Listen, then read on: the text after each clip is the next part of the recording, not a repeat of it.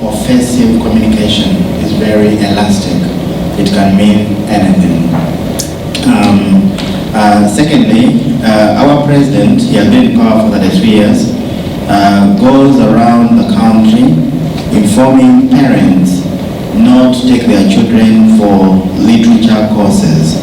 He tells them that what matters in the world is STEM, science, technology, mathematics, and engineering. And he said that any child who goes for literature is wasting their time. And you can imagine what this means. I teach at the university, and many times I receive calls from my own village asking me if what I'm doing is useless. One time somebody said, the president has said literature is so useless, and we hear you're a professor of literature. So are you wasting your time, or is he mistaken? And thirdly, when you publish something critical of the government, you receive many calls, even from friends. And I think this is some aspect we rarely talk about, that the pressure is not only from the government. The pressure is also from our relatives who are very concerned about our safety. So in 2016, in November, President Museveni formed a kingdom in Western Uganda, my kingdom, that's where I happen to come from, because the king was openly pro-opposition. So in order to make an example to the other kings in the country that he does not care about kingdoms, he bombed the palace and more than 200 people died. And I set about working about this. I invited many writers to respond artistically to this tragic event. A lot of writers did not want to participate because they said they did not want to die. And one of the writers told me that the wife had told him that if he participates in the project, his wish is to leave her as a widow, because she feared that she would be killed, and the 6 children they have would have to be brought up single-handedly by her. I think this shows you the pressure that we receive from our family members about the work we are doing. A lot of friends kept calling me, are you safe? When the book came out, are you sure you will not be killed? And I received 3 calls, one from my former student who works with the government, telling me that I should not launch the book, because if I launch the book, something terrible will happen. And indeed, the book has never been launched up now, although it came out in 2018. The book was reviewed for the government paper, New Vision, and the reviewer was told the article would appear within 3 days. It never appeared and has never appeared up to now. What Khainga was saying about stories being killed actually happened. Okay, briefly, as Ugandan Pen, what are we doing about these situations? The first one is really a very cheeky one. We are valorizing the value of literature. We are telling the country how important literature is. And we are doing it in a very interesting way. When the president says that literature is useless, we go to the same government and we ask for permission to do creative writing workshops in some of the most sensitive places one can ever do a workshop in, and that is the prison. So we have done creative writing workshops in prison, and we have published a book called As I Stood Dead Before the World as part of this work we are doing. And the most amazing thing about this project is that we have fought off censorship. While the rules say every poem written, every story written must be read by the authorities, we have found ways of working with the authorities and going away with the poems that are written and the other works that are written without the prison reading them. And this has challenges. When the book was published, after I had spent about $8,000 on publishing the book, the head of the prison is called the Commissioner General of Prisons, asked that he would like to read the book word by word. And the officer who had been working with, the head of the welfare and rehabilitation section, called me panicking, and she told me that she thinks her job will be gone because she gave us permission to publish the book and even wrote the afterword to the book without reading the book. And her boss was going to read the book word by word.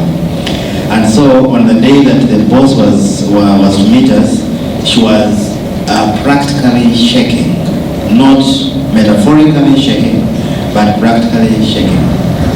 And when the boss said, I think this is a very good collection of work, and it shows that our inmates are capable of doing amazing things if they are held to do them.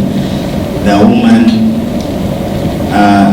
she breathed this I don't know how to say it in English. It's my fifth language or sixth language. I speak many languages, all of them Ugandan anyway. But I don't know how to say it. But she really breathed this sigh of relief because she was so scared. And we discovered in that moment the power of literature.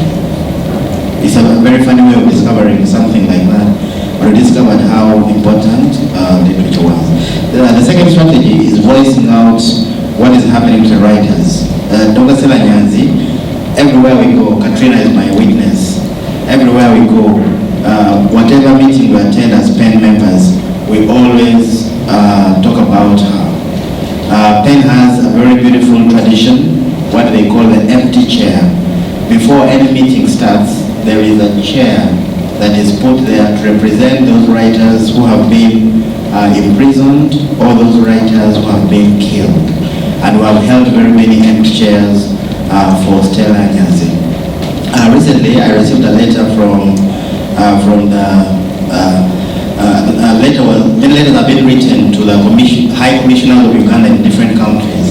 And I received a letter from the High Commissioner of Uganda to New York asking me why I am fighting the government. And I said, I'm not fighting the government. What are you talking about?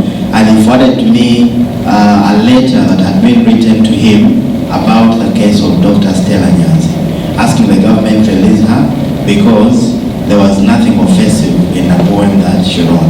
So this shows you what a small gesture, like writing a letter to the authorities. Sometimes we feel that the letter has never reached, and sometimes we feel powerless in the face of oppression. But in fact, these letters reach and they mean a lot to them. And why do they mean a lot to them? In Africa, in some African places, there's something called a night dancer. People who dance around graves.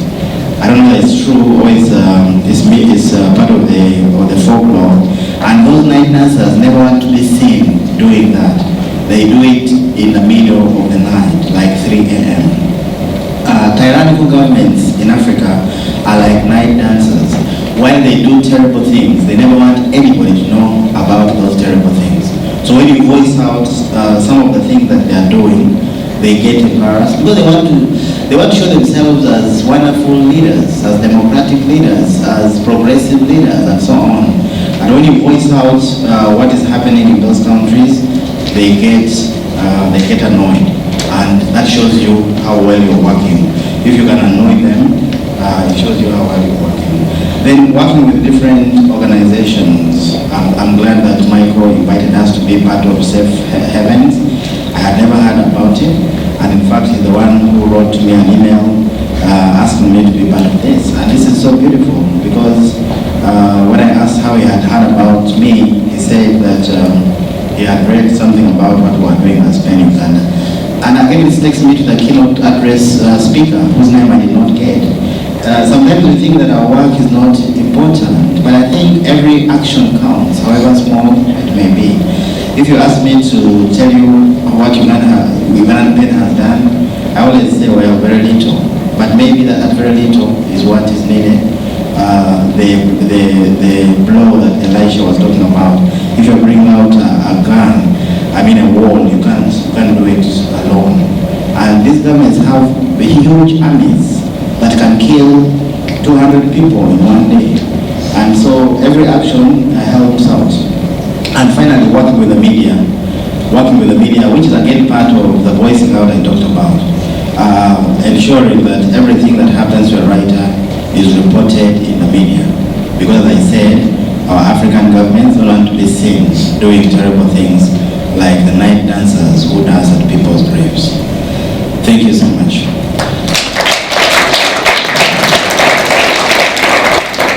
And you are all aware that we began very late. We have 12 minutes to 1, so we have done very well on the panel because we still have some minutes even when we started very, very late. And I'm sorry I was very hard on my panelists, asking them to speak within 5 or 7 minutes, but I think it has helped us to give us 12 minutes. And I would like to call upon you to use these 12 minutes to tell us what's happening in your countries or in your organizations as far as advocating for a better world where people can express themselves. But also you're free to ask questions to the panelists or to make... Hi, this is Mike Müller from the Martin Road Initiative. We are a relatively young program providing as well relocation either in the region or to Germany and funding this. And I'm wondering, and it's an open question to the collective, normally if we speak about advocacy, it's mostly targeted at specific target groups, maybe the UN, European institutions, local governments, regional institutions, and each and every time when we meet, maybe in the global north or in the global south, there is the question of how does this work of safe haven actually gets funded, and how do the different people who are motivated to do something get the resources to do so.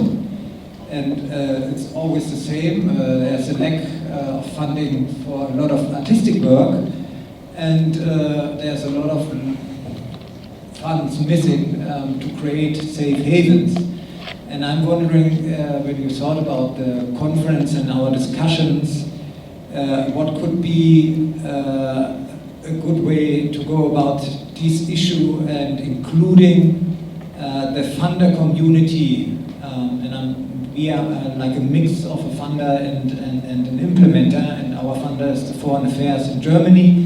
There are heaps of other governments like the Swedish who are kindly supporting this kind of event, but we see a lot of short-term funding around, and there's little vision of the funders taking into account what Daniel said about we need a long-rest and long-term vision. And I wanted to ask into the room, anybody has thought about advocacy towards the greater funding community to change mindsets and to really say, like, with this project funding and short-term funding, what we are using, the work and the aims we're achieving for is not possible. Thank you very much. And it was very clear that the question is not going just to us, but to everybody in the room. Thank you. Dr. Chala, sorry. Dr. Chala. Thank you, Mr. Chairman. This question is to Elisha. One of the proofs of censorship are blank pages in newspapers. Could he tell the audience his experience of blank pages in the Zimbabwean papers that he has been able to observe? Just a moment, if I could get that again. One of the proofs of censorship are blank pages in newspapers. Editors protest censorship by leaving pages empty to prove to the public that actually I could not put what I should have put there because it was censored. And I'm asking, are there any experiences of blank pages in the 7 or 8 Zimbabwean newspapers that are published weekly or daily? Well, I off the cuffs, I don't know of any,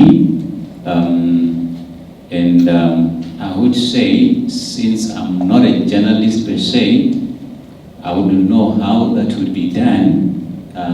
Even if I was going to see a blank page, I wouldn't know that there was the expression. I don't know if I've answered that. I'm not a journalist, so even if I were to see a blank page, I wouldn't know that that was the expression that somebody is trying to say. I wanted to write something, but I was denied the privilege.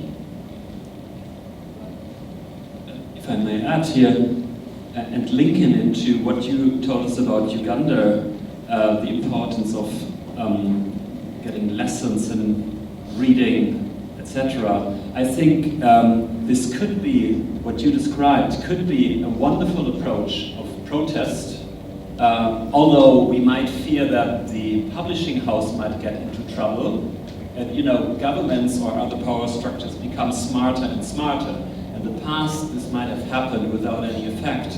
But once a government sees that there is an effect, the publishing house might get into trouble. But this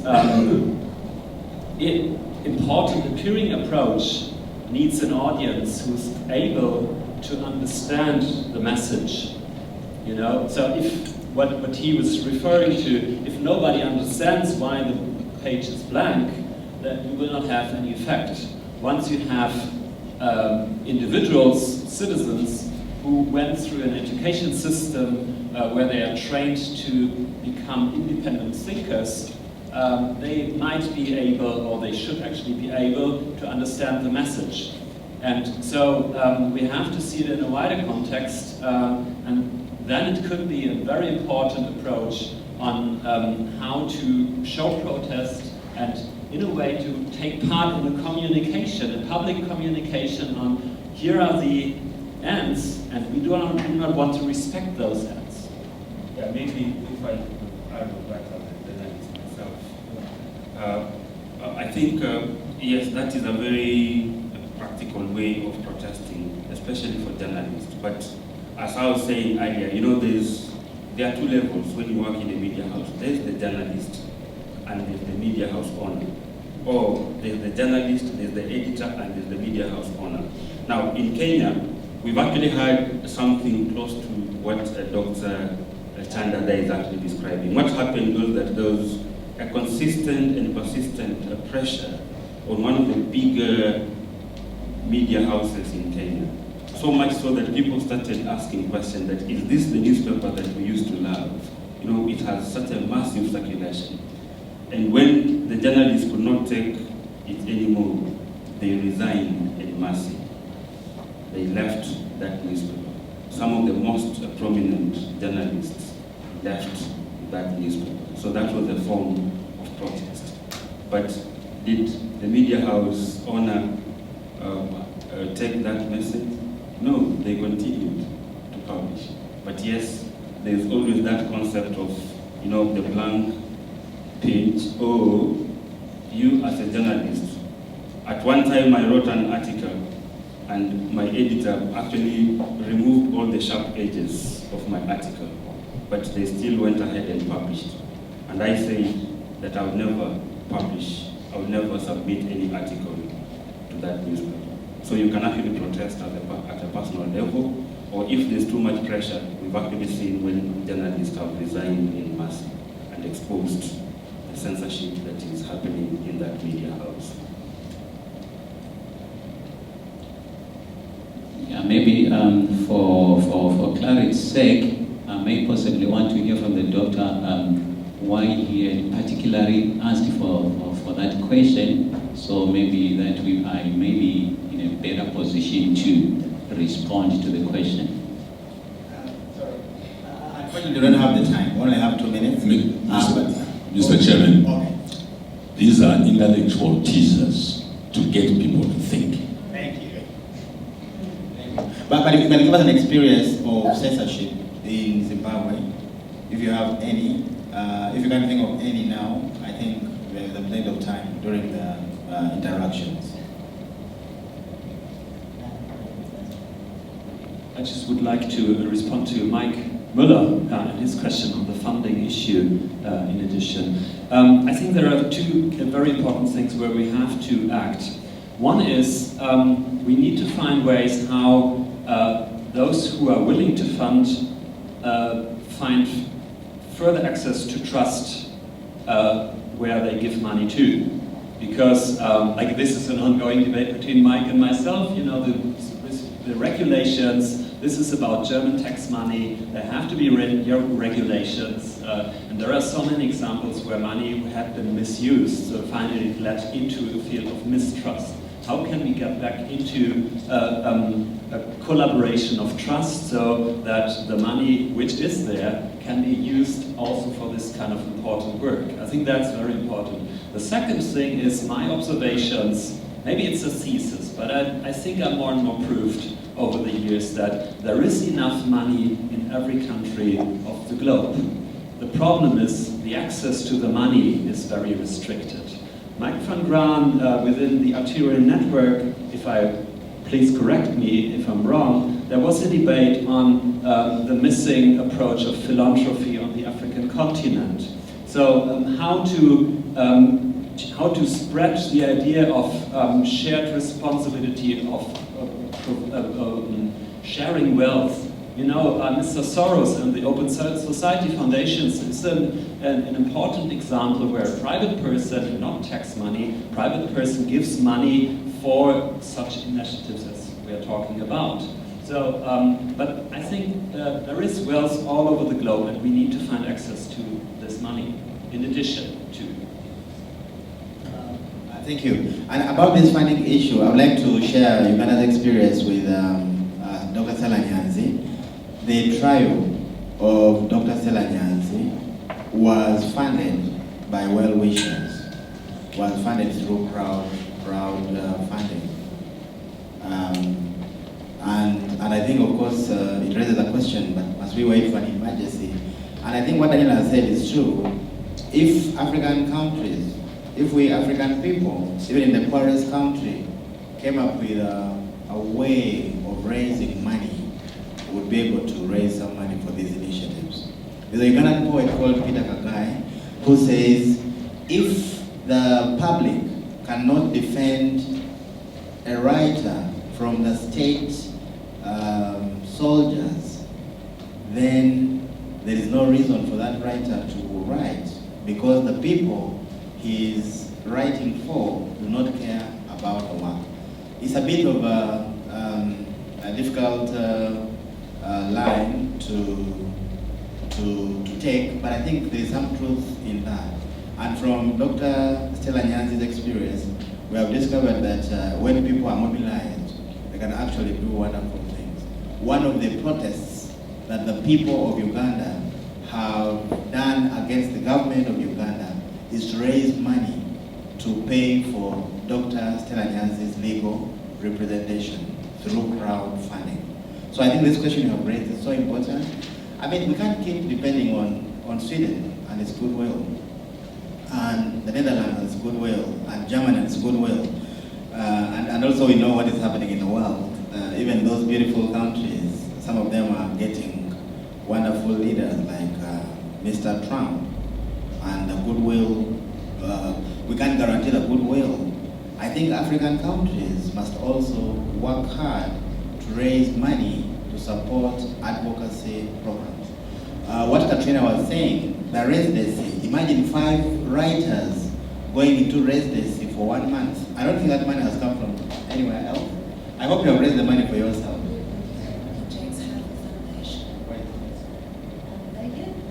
Yeah, so Katrina's money has been raised from South Africa. And 5 people going for 5 residencies, that's a lot. And I think, as Daniel has said, we can raise this money. Only that we have to really educate ourselves that some of these initiatives don't have to always be funded from outside. The outside funding should come as additional funding and not as the primary funding. But I think it's a huge, we need training about this. We need training about how to fundraise. Most of us know nothing about fundraising. We need training, we need workshops, we need modules on how you can do crowdfunding, how you can do fundraising in very poverty-stricken communities and so on, so that we can try to do that. I think our time is gone, but since we began very late, if there is somebody who would like to speak, I will give them a chance to speak. Do you have anybody who would like to make a contribution?